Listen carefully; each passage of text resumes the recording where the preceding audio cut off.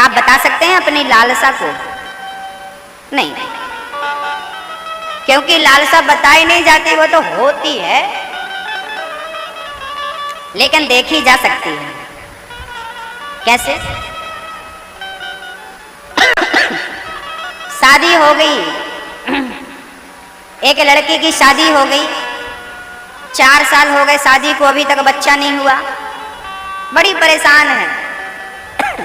बेटा हो जाए, बेटा हो जाए, बेटा हो जाए, बेटा। अब पुनः परेशान रहने लगी, बेटा बेटा बेटा, वो व्याकुल रहने लगी। जैसे एक स्त्री पुत्र पाने के लिए व्याकुल होती है, जैसे एक नेताजी चुनाव जीतने के लिए व्याकुल हो जाते हैं, जैसे एक किसान अपनी अच्छी फसल के लिए व्याकुल रहता है, जैसे एक माँ अपने बेटे के लिए व्याकुल रहती है, एक पत्नी अपने पति के लिए व्याकुल रहती है, बस जिस दिन ऐसी व्याकुलता भगवान के लिए आ जाएगी, जिंदगी सफल हो जाए। और वो आएगा, जब तक व्याकुलता का परसेंट बढ़ेगा नहीं तब तक वो आएगा नहीं। अपनी व्याकुलता का परसेंट बढ़ाना। हम व्याकुल हैं, कितने व्याकुल हैं? आप सवेरे 2 अगरबत्ती लगाते हो, आरती उतार देते हो, जय हो भगवान, क्यों करते हो ये? क्योंकि आपको डर रहता है, नहीं करेंगे कहीं काम धाम ना बिगड़ जाए, इसलिए डर के कारण लोग करते हैं। कुछ लोगों को अच्छा लगता है, ठीक है, पूजा करना अच्छा लगता है। जो व्यक्ति 2 मिनट अगरबत्ती के लिए समय निकालता है, 5 मिनट पूजा के लिए समय निकालता है, ये तो सब डरे हुए लोग हैं। लेकिन जो अपने व्यस्ततम जीवन से समय निकाल करके भगवान की आराधना में बैठा है, समझ लेना कि ये भगवान से मिलना चाहता है। इसकी भक्ति, इसकी उत्कंठा इतनी है कि अब ये मिले बिना रह नहीं सकता। ये पहचान है। लगन तुम संग लगा बैठे, जो होगा देखा जाएगा। तुम्हें अपना बना बैठे, जो होगा सब देख लेंगे। मीरा रोती थी, पूरी रात रोती थी। श्याम सुंदर से मिलने के लिए ना वो बड़ी व्याकुल थी, और व्याकुलता हमारे अंदर होनी चाहिए।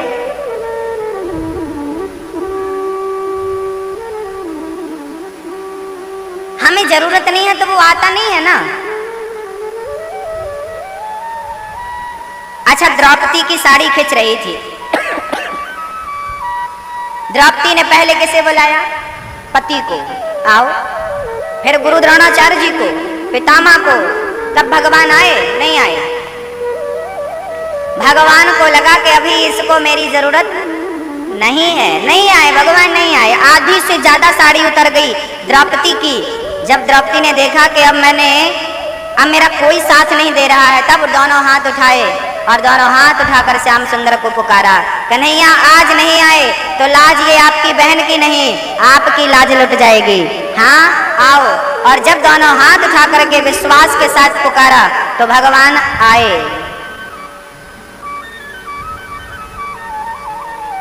जरूरत होनी चाहिए भगवान की। हम लोगों ने भगवान को ना कब याद करते हैं? काम बिगड़ गया, काम हो नहीं रहा है, भगवान कहाँ हो आप, हमें ठीक करो, हमारा काम धाम बनाओ। हम लोग ना स्वार्थ से भगवान को याद करते हैं। कोई स्वार्थ है तो मंदिर चले गए, कोई स्वार्थ है तो याद कर लिया, कोई स्वार्थ है तो कर लिया, पूजा कर ली, पाठ कर लिया। स्वार्थ सिद्ध हो गया, छूट गए भगवान। भक्तों, भगवान की भक्ति स्वार्थ से ऊपर उठ करके करनी चाहिए। जब तक हम स्वार्थ से ऊपर नहीं उठेंगे ना, तब तक उस भजन का कोई अर्थ ही नहीं है। मैया जी समझ रही हैं आप? स्वार्थ से ऊपर। एक पिता के 2 बेटे थे। एक पिता के 2 संतान थी। एक बेटा पिता से कहता, पिताजी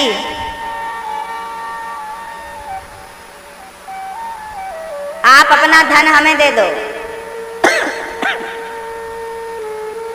आप अपना धन हमें दे दो और आप हरिद्वार चले जाओ। जाओ।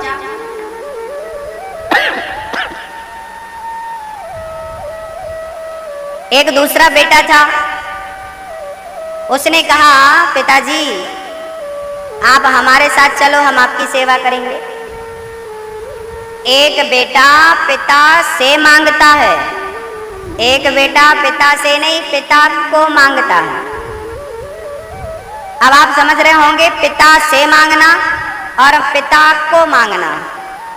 एक बेटा कहता है माँ तू धन दे दे और तू जहां जाना हो जा, और दूसरा कहता माँ तू मेरे पास आ, मैं तेरी सेवा करूंगा। तो बताइए कौन सा बेटा श्रेष्ठ है, उत्तम है? एक पिता से मांगता है, एक पिता को मांग लेता है। भक्त भी दो प्रकार के होते हैं, एक भगवान से मांगते हैं, एक भगवान को ही मांग लेते हैं। आप कौन से वाले भक्त हो? भगवान से मांगने वाले बहुत हैं। भगवान से मांग लिया, ये दे दो वो दे दो वो दे दो। आप लोग मंदिर जाते हैं ना तो भगवान से मांगते हैं। भगवान से मांगने की आदत बड़ी खराब है।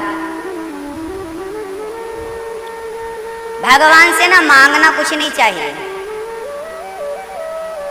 अच्छा एक बात बताओ, छोटा सा बच्चा कभी कहता है हमें दूध पिला दो, ठंडी लग रही है रजाई उड़ा दो, मच्छर काट रहे हैं जरा मच्छरदानी लगा दो, प्यास लगी है पानी पिला दो, भूख लगी है, कुछ कहता है? वो कहता मेरे पेट में दर्द है, कंधे में दर्द है। छोटा सा बच्चा है 3 महीने का, कुछ नहीं कहता, लेकिन माँ सब कुछ समझ लेती है कि नहीं? बिना कहे जान लेती है मेरे बच्चे को अब पानी चाहिए, अब दूध चाहिए, अब क्या, सब कुछ माँ जान लेती है। बिना कहे बच्चे के सब समझ लेती है और सब कुछ कर देती है। यदि माँ बच्चे की भावनाओं को समझ सकती है तो क्या भगवान हमारे मन के भावनाओं को नहीं समझ सकता? आप केवल सच्चा प्रेम करिए भगवान से, आपको कहना नहीं पड़ेगा कि हमें इस चीज की जरूरत है, वो बिना कहे समझ लेंगे और आपको दे देंगे। यदि प्रेम है तो प्रेम जब अनंत हो गया तो राम राम संत हो गया। सच्चे भक्त को मांगना कुछ नहीं पड़ता, भगवान सब कुछ, वो त्रिकालदर्शी है, वो क्या नहीं जानता ये बताओ? क्या नहीं जानता? जब आप पेट में थे तब आपको बनाया उसने, सही जगह पे आंख लगाई, सही जगह पे हाथ लगाया, हाँ सही जगह पे आपका हर अंग लगा के और बढ़िया 9 महीने के बाद बाहर भेज दिया। जिसने आपके माँ के पेट में बैठकर आपको अब बनाया वो यहाँ आपको भूल जाएगा क्या? हम लोग ना उनसे प्रेम नहीं करते, प्रेम नहीं करते हम। और प्रेम जब तक ना हो तब तक भगवान सुनते नहीं हैं। भगवान से प्रेम करो, फॉर्मेलिटी ना हो, बस जैसे एक माँ अपने बेटे से प्रेम करती है। गोपियां आई, भगवान ने सबका स्वागत किया, स्वागतम वो महाभाग प्रियम किम करवाणी वा। यहाँ इतनी रात को तुम क्यों आई हो? जाओ अपने अपने घर को चली जाओ। एक सखी बोली जब से ये बांसुरी आई है ना तब से कन्हैया हमें देखते नहीं है, ये बांसुरी के भाव ज्यादा बढ़ गए हैं। एक गोपी बोली बंसी तूने कौन सा पुण्य किया है, भगवान तुझे अपने होठों पे सजा के रखते हैं। बंसी बोली कोई ज्यादा पुण्य तो किया नहीं, बांस की बनती हूँ हाँ, पर किसी का अपनी वाणी से दिल नहीं दुखाती, इसलिए भगवान होठों पे सजा के रखते हैं। बांस की बनी बांसुरी जब भी बोलती है मधुर बोलती है, किसी का दिल नहीं दुखाती। सांप भी नाचने लगता है और सज्जन भी नाचता है, ये बंसी का प्रभाव है। वाणी कैसी हो? मधुर हो। अच्छा भगवान से प्रार्थना तो करते होंगे, भगवान भगवान ये दे दो वो दे दो फलाना कर दो। जब विचार करिए जब आपकी वाणी से, आपके शब्द से आपके पड़ोसी सुखी नहीं है, जब आप अपनी वाणी से लोगों का दिल नहीं जीत पा रहे हो तो क्या अपनी वाणी से भगवान का दिल जीत पाओगे? भगवान को प्रसन्न कर पाओगे? अरे क्या अपने शब्दों से आपने लोगों को प्रसन्न किया, अपने माँ बाप को प्रसन्न किया, अपने परिजनों को प्रसन्न किया? यदि आपने अपनों को प्रसन्न नहीं किया आपकी वाणी से तो भगवान कैसे प्रसन्न हो सकते हैं आपकी वाणी से? पहले लोगों का दिल जीतना सीखो, पहले लोगों के दिलों में अपनी जगह बनाना सीखो। जब लोगों को आपकी भाषा अच्छी लगने लगेगी, वाणी अच्छी लगने लगेगी तो भगवान को भी आपकी वाणी अच्छी लगने लगेगी, वो भी बस सुनेगा आपकी। इसलिए वाणी वाणी ऐसे बोलिए मन का आपा खोय, और को शीतल करे आपहु शीतल होय। वाणी अच्छी हो।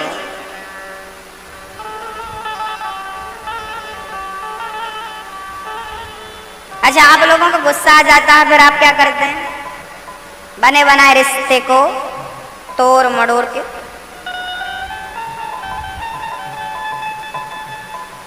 कचरे में डाल देते हैं। 2 मिनट के लिए क्रोध आता है, गुस्सा आता है, और हमारे धैर्य को, हमारे संबंध को सब नष्ट करके चला जाता है। क्रोध को आने ही मत दो, अपने विवेक की लाठी से क्रोध को मारो। चल बाहर, तू अंदर मत आ जाना। दिमाग को ठंडा रखना सीखो। बात बात पे गर्म होता है, इसे ठीक करो, इसे ठीक रखो।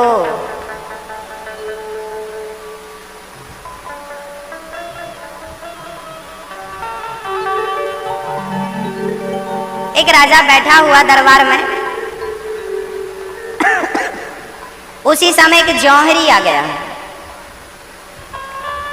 जौहरी ने राजा से कहा, महाराज मेरे पास एक मणि है, हीरा है, हीरा। ये 2 हीरा है, इनमें से एक असली है, एक नकली है।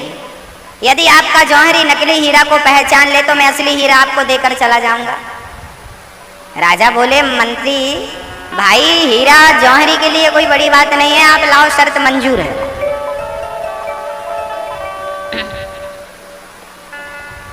बड़े बड़े जौहरी देखने गए हीरा को, दोनों एक से दोनों बढ़िया नजर आए। बड़े बड़े मंत्री परेशान हो गए, कैसे पहचाने, कैसे पहचाने। पहचान ना पाए सारे मंत्री, सारे पारखी सब हार गए। कोई असली हीरा को पहचान ना पाया। राजा बोले, ये तो गजब हो गया भाई, जौहरी आप कैसे जौहरी है? महाराज, ये ऐसा कटिंग है, ऐसा वजन है कि ऐसी चतुराई से बनाया, आप पहचान नहीं पा रहे। एक अंधा आदमी आया पीछे से, साहब हमें मौका मिले तो हम बताएं असली कौन है। हाँ हाँ बताओ, पर आप तो अंधे हो, आपकी आंखें नहीं है, आप कैसे बता पाएंगे? लाइए लाइए। अंधा आदमी दोनों हीरे उठाता है और ले जाकर धूप में रख देता है। आधा घंटे बाद उठाता है, कहता है, साहब ये असली है, ये नकली है। बड़ा आश्चर्य हुआ, जिसका हीरा था वो समझ गए, सही कह रहा। भाई आप अंधे हो, पहचान कैसे गए? अंधे ने कहा, बड़ा सरल है, हमने धूप में रख दिया, जो गर्म हो गया धूप में वो नकली था, और जो ठंडा बना रहा वो असली था। जो विषम परिस्थिति में भी ठंडा रहे वही तो असली हीरा हुआ करता है। बस आप भी विषम परिस्थिति में अपने दिमाग को जब ठंडा रखें तब माना जाएगा कि आप असली हो। बात बात में गर्म हो जाना, बात बात में, आपने सुना किसी ने एक गाली दे दी, गरम, तो गरम तो पत्थर होता है, हीरा थोड़ी गरम होता है। हीरा तो हमेशा ठंडा रहता है, कितना भी धूप दिखा दो वो गरम हो नहीं सकता, और हो जाए तो हीरा कैसा? जो विषम परिस्थितियों में भी अपने दिमाग को ठंडा रखें, एक नहीं, 2 नहीं, 50 गालियां सुन ले, फिर भी जिनका धैर्य शांत, जिसका धैर्य ना टूटे, शांति ना छूटे, वही तो असली हीरा है, वही तो असली है। भगवान श्री कृष्ण को गालियां दी शिशुपाल ने, 1 नहीं, 2 नहीं, 3 नहीं, 4 नहीं, कितनी? 100 गालियां दी। अर्जुन बोले, प्रभु मारते क्यों नहीं हो, मारते क्यों नहीं हो? भगवान बोले, जब ये अपनी दुष्टता नहीं छोड़ता तो मैं अपनी सज्जनता कैसे छोड़ दूं? 100 गालियां पूरी हुई, भगवान ने सुदर्शन से सर काट दिया। जो भगवान 100 गालियां सुनने के बाद मारता है वो पहली गाली में नहीं मार सकता था क्या? 100 गाली सुनने का आप इंतजार करेंगे? एक गाली में हमें गुस्सा आ जाता है ना। अपने धैर्य को इतना बढ़ाओ। भगवान कहते हैं कि मैं भगवान होकर 100 गालियां सुन सकता हूँ, आप इंसान होके 10-20 गालियां तो सुन ही सकते हो, आदत बनाओ सुनने की। जीवन में यदि आपने सुनना नहीं सीखा तो आप श्रेष्ठ बन ही नहीं सकते, क्योंकि सुनने वाला महान होता है ना। बिना कुछ किए जय जयकार नहीं होती। मैया जी, ओ मैया, ओ प्यारी मैया व्हाट्सएप वाली, ध्यान दो।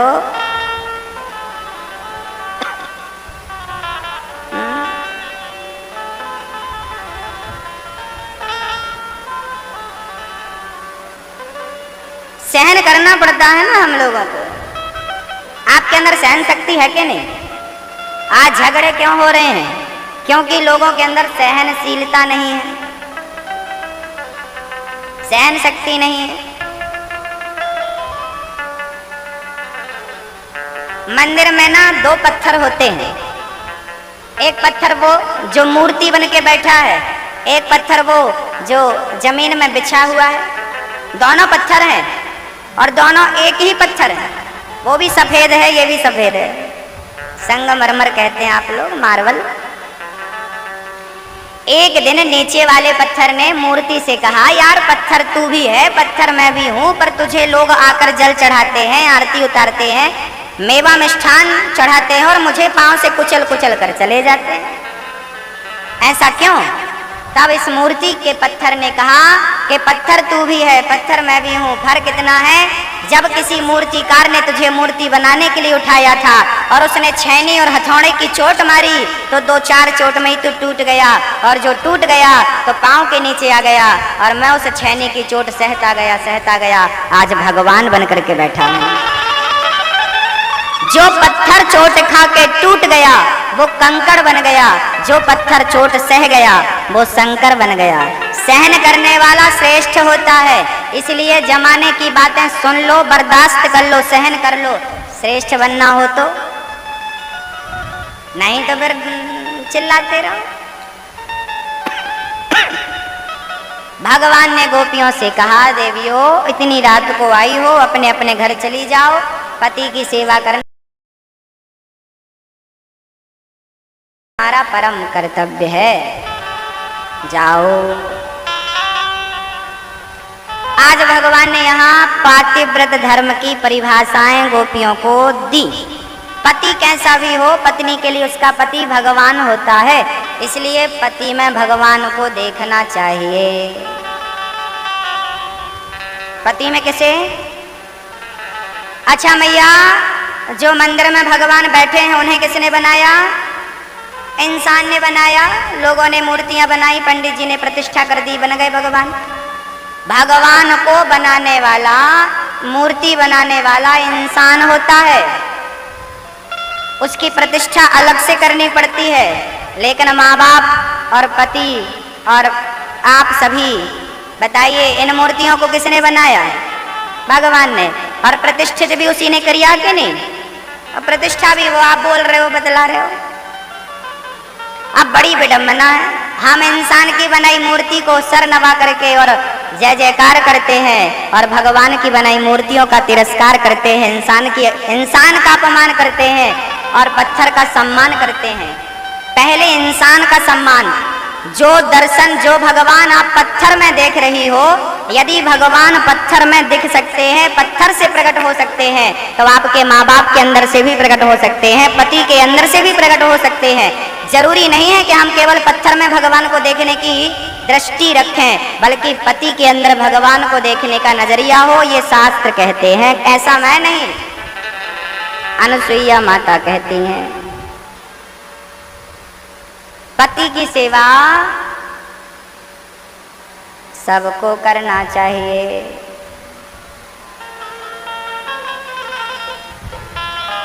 आप लोग करती हो कि नहीं अपने अपने पति की सेवा? मैया, ओ मैया, करती हो? हाँ, एक पतिव्रत रहे जगत में, सब व्रत है बेकार। बिन पतिव्रत के नारी का तो जीवन है धिक्कार। सोना पति बिना संसार। पति के बिना संसार अधूरा है। पति एक पतिव्रता, एक व्रत होता है पातिव्रत। जो पत्नी पतिव्रता है, मतलब पति के सिवा किसी को ना देखे, उसका नाम पतिव्रता नारी है। एक पतिव्रत रहे जगत में, सब व्रत हैं बेकार। बिन पतिव्रत के नारी का तो जीवन है धिक्कार। पति ही ब्रह्मा पति ही विष्णु, पति नरवदाधार।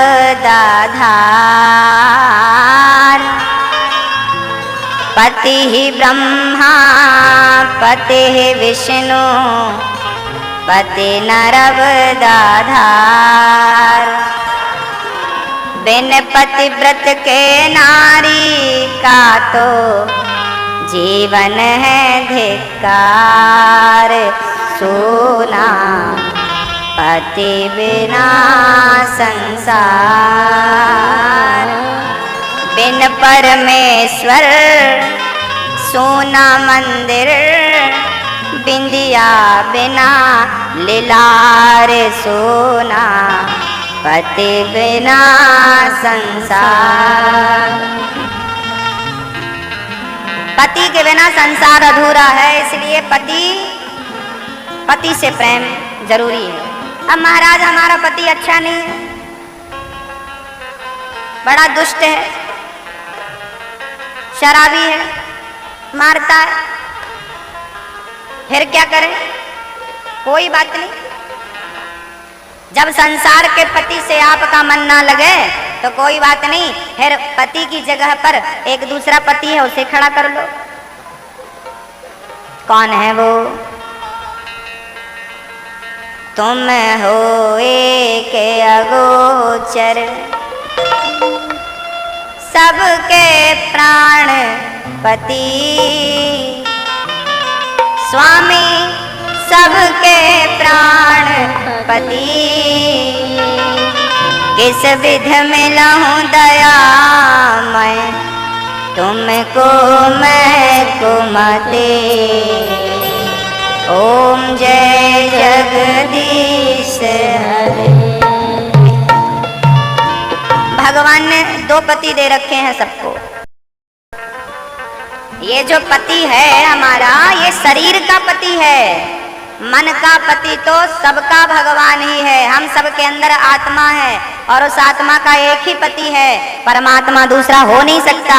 तो सबके तो भगवान हैं ऑलरेडी। इसलिए जब ये पति बड़ा नालायक निकल जाए ना, तो फिर भगवान से संबंध जोड़ लेना चाहिए। मीरा ने जोड़ा कि नहीं,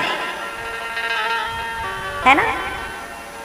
मीरा जी कहती हैं, मेरे तो गिरधर गोपाल दूसरो न कोई। हम दूसरे को जानते ही नहीं श्याम सुंदर के अतिरिक्त। देख लो, तो पति की सेवा सबको करनी चाहिए। पति की सेवा करो तो ठीक है, नहीं तो पति की जगह भगवान को खड़ा। हम तो कहते हैं पति के अंदर भगवान देखा करो। पति की सेवा, भगवान की सेवा एक ही है, दो नहीं है। पति को भी चाहिए कि भाई पत्नी का सम्मान करे। भाई पत्नी पतिव्रता है तो पुरुष को भी तो पत्नी व्रता होना चाहिए कि तुम पड़ोसन को ताकते फिरो।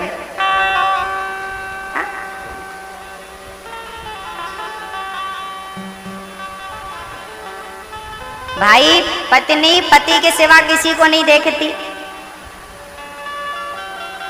तो पुरुष को भी चाहिए कि वो भी अपने पत्नी के सिवा किसी को ना देखे।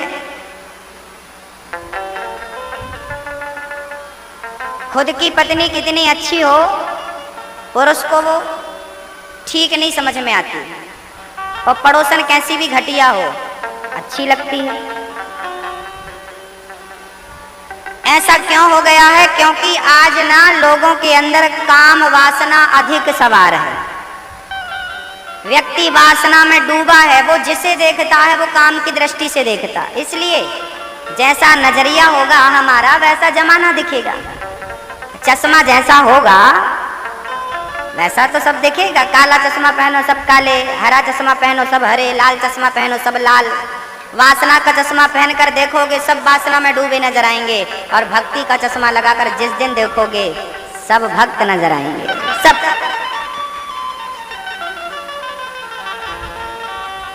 इसलिए पति पत्नी को सबसे पहले समझदार होना चाहिए। पत्नी भी समझदार हो, पति भी समझदार हो। हम गलती करें तो पत्नी क्षमा करे, भूल जाए, पत्नी गलती करे तो पुरुष क्षमा करे, भूल जाए। क्योंकि गलतियां सबसे होती हैं। इस शरीर को, मानव तन को पाकर कोई कहे हम गलती ही नहीं करेंगे, वो बड़ा मूर्ख है। गलती सबसे होती हैं, लेकिन कुछ गलतियां ऐसी होती हैं जिन्हें माफ किया जा सकता है, कुछ नहीं होती माफ करने वाली, उन्हें भी करना पड़ता है। व्यक्ति यदि स्वीकार कर ले कि मेरे से गलती हुई है और अब कान पकड़ता हूं, दोबारा गलती नहीं करूंगा, उसके जैसा श्रेष्ठ कोई नहीं होता। गलतियां सबसे होती हैं, स्वीकार करो और सुधार करो। अपनी गलती स्वीकार करो, हमने गलती करी है।